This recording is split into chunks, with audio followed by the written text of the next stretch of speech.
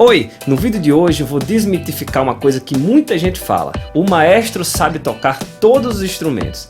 Não, ele não sabe tocar todos os instrumentos. Primeiro vamos falar rapidamente a função de um maestro. Ele é como se fosse um coordenador de um grupo, de uma orquestra, de um coral, de um conjunto, tá? E por que, por exemplo, a minha banda de rock não precisa de um maestro, não tem essa figura do maestro? Por quê? Porque primeiro o maestro tem a função sim de dar as entradas, a hora que a música vai começar, a hora que ela vai terminar, o andamento, o ritmo, o tempo que a música vai ter durante a sua execução. E também de dar entrada no músico, por exemplo, que passa muito tempo sem tocar, como alguns percussionistas que ficam 3, 4 minutos sem tocar, eles podem se perder na partitura deles. Então o maestro, que tem a partitura lá de todos os instrumentos, ele dá a entrada desse percussionista na hora que ele for entrar. Então essa é a função do maestro. A banda de rock não precisa de um maestro, por quê? Porque a figura do baterista geralmente já é suficiente para dar a entrada, ou seja, ele vai contar 4 e a banda toda vai começar ao mesmo tempo, e o instrumento dele é autossuficiente, é audível o suficiente para manter a banda toda num andamento só.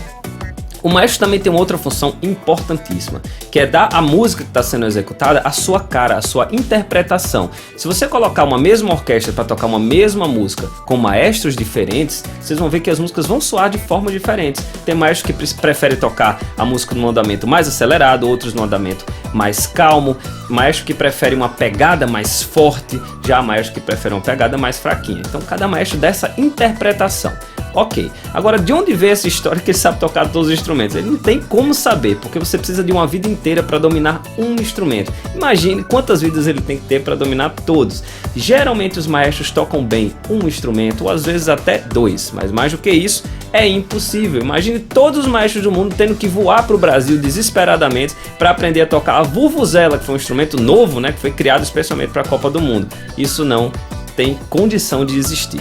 Agora, o maestro tem que saber sim o funcionamento de cada instrumento, qual a região que o instrumento soa, que recursos esse instrumento pode oferecer. Por quê? Porque quando eu falei agora há pouco que ele tem que dar a sua interpretação para a música, ele precisa cobrar do músico que ele faça um recurso ou outro recurso. Ele precisa saber que esse músico pode fazer isso, que esse instrumento pode gerar esse recurso, mas ele não vai pegar esse instrumento e mostrar para o músico como é que ele faz, porque muito provavelmente ele não vai saber tocar esse instrumento se não for o instrumento dele. Então ele tem que saber a região que cada instrumento soa para poder fazer essa coordenação. A gente pode fazer uma analogia a um técnico de algum esporte. Ele primeiro nem precisa ter sido jogador para ser um bom técnico, mas mesmo que ele foi um jogador, foi um bom jogador, ele jogou em uma posição, ele não jogou em todas as posições, mas o técnico, mesmo sem ter jogado em todas as posições, ele sabe o funcionamento e a função de cada posição e pode coordenar a sua equipe. Então o maestro mais ou menos vai nesse direcionamento aí, tá bom? Espero que tenha ficado claro e até a próxima!